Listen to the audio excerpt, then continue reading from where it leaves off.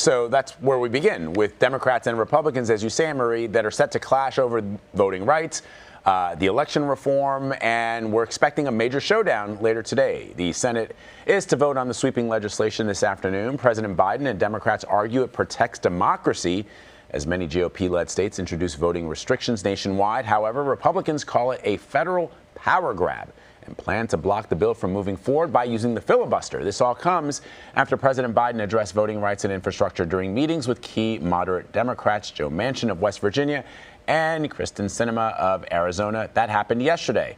Senator Manchin had opposed the original voting rights bill, but has since introduced changes and compromises. So for more on this, let's bring in Caitlin Huey-Burns. She's joining us from Washington, D.C. So, Caitlin, what can we expect from today's vote on this election bill? And I guess why even bother holding a vote if Republicans are set on blocking the measure from moving forward? Hey, good morning, guys. Well, you're exactly right. We know where this vote is headed. It is not going to go through. It is facing a filibuster by Republicans in the Senate, so it will not move on to debate. We know that is clear. What we're watching for today is whether Democrats can be united on this issue, because as you mentioned, Joe Manchin has been a holdout on this legislation. He has proposed some changes aimed at bipartisanship, aimed at getting Republicans on board. He proposed things like voter ID and cleaning up voter rolls as a way to try to get some Republicans on board.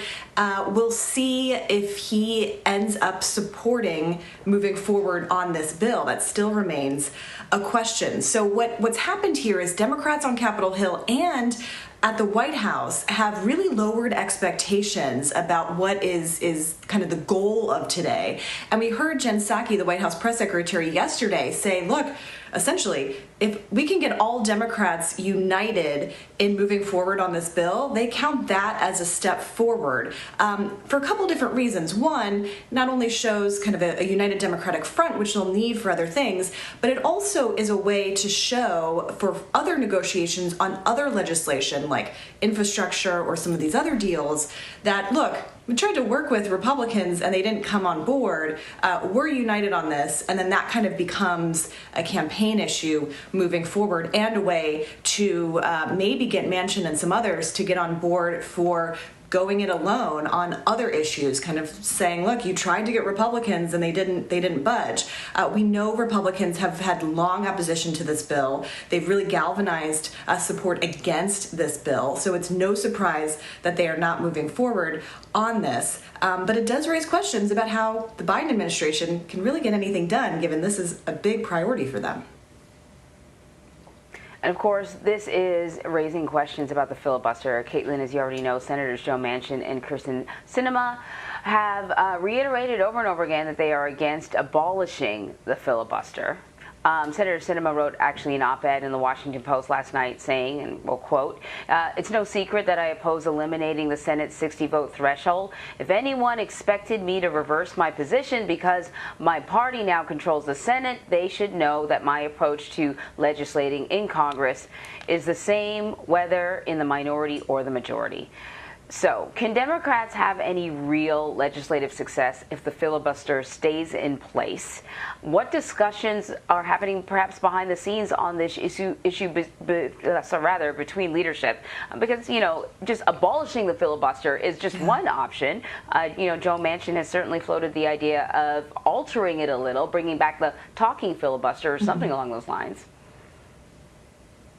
That's right. There's talk about reforming the filibuster to make it a little more difficult to actually protest some of these bills. That's something that Manchin had talked about months ago, which gave filibuster reform advocates some hope. Manchin has been adamant that he does not want to get rid of the filibuster. A couple of weeks ago when I was on the Hill and asked him, he said he's done with his conversation. He's said everything he needs to say. He's not budging on this issue. And Sinema, of course, as well. And there's other Democrats on Capitol Hill as well that aren't really wanting to abolish the filibuster because of those issues that Sinema raised in her op-ed. And so these two Democrats are kind of at the forefront because they're the more moderate ones. They're kind of give cover to some of these others.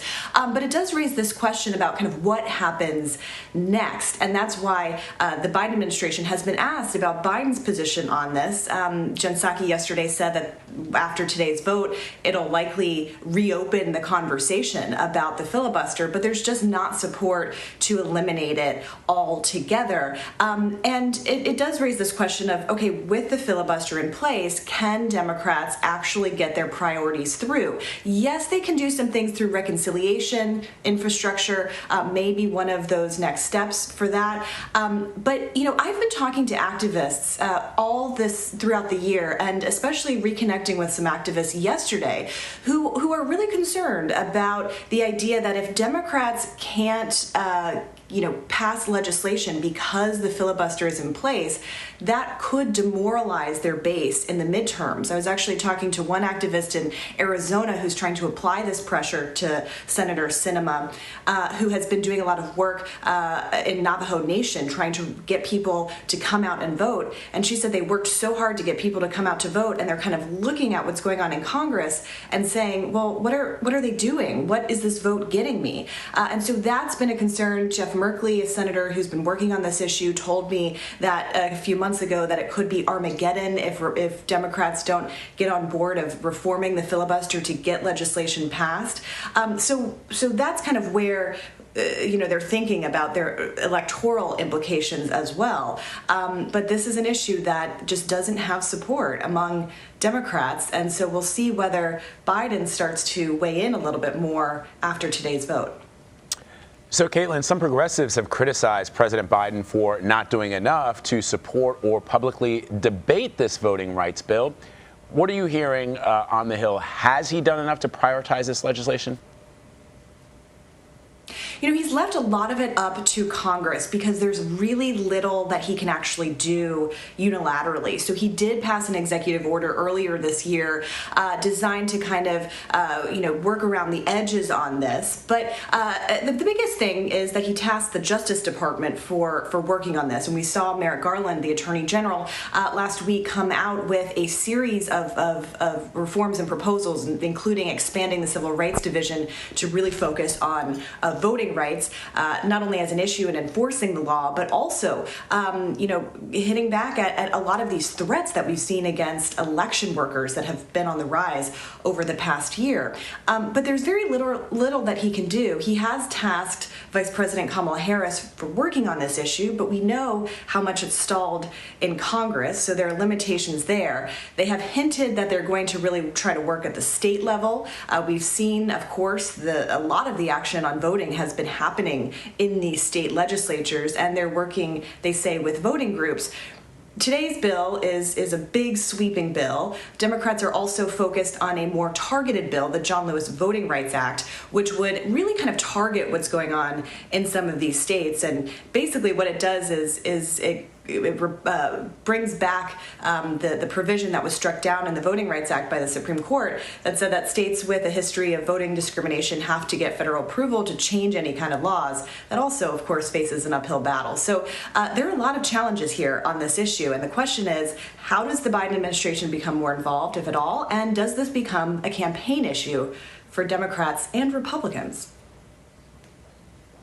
So meanwhile, Caitlin, the latest bipartisan infrastructure plan appears to be gaining some ground. White House Press Secretary Jen Psaki spoke about it at her latest briefing yesterday, saying that the president was encouraged by the latest efforts. I want to play some of what she had to say. This offer is nearly double what the Republican offer was just a few weeks ago. That's another positive sign in the right direction. He's somebody who cares about the details, wants to have a discussion now that he's back in the United States, and I expect he'll do that over the coming days. Also stay closely in touch with Democratic leadership about the path forward, but certainly he's encouraged by the fact that the number has increased, the investments have increased, has some questions about the pay-fors, which I've noted, and has a red line about the gas tax and raising taxes on individuals making less than $400,000 a year. So, Caitlin, CBS News confirms the White House is sending negotiators to Capitol Hill for talks today. So what's the latest on that? That's right. The White House is sending their top 3 aides on this issue to work with senators who are working on this issue, which suggests that they could be really focusing here on the nitty-gritty details of the legislation. But the big open question that we've been talking about for weeks and weeks is, can they actually get to an agreement? And the biggest sticking point remains exactly the same, how to pay for this bill. Republicans have wanted a more narrow approach, and you're starting to see Democrats on Capitol Hill become very antsy and kind of frustrated with this process, saying, look, if this doesn't include a lot of our priorities, especially on climate, then we're not going to vote for this bill. So while the conversation has focused on whether they can get Republicans on board for a bipartisan proposal, there's a challenge for the administration to maintain support among all Democrats. Remember, they're going to need a united Democratic front on anything, especially involving infrastructure. So that kind of remains the big challenge. Are you going to lose Democrats by getting Republicans on board? Biden's wanted a bipartisan effort. He has campaigned on it, as we've talked about before. This is kind of a last chance effort, but they also have in their back pocket the reconciliation process. Can they do that through budget negotiations, which require just majority support? That always remains a fallback option. But the question also is, what is the pressure point here in terms of timing? Well, we're heading into another recess, and then August recess comes. The calendar is moving very quickly. There is not a huge, not like COVID relief where there was a immediate need for it. But we are heading into recess mode and then midterm election mode, and this kind of thing just becomes more difficult as the calendar days tick by. All right, Caitlin, thank you very much. Thank you.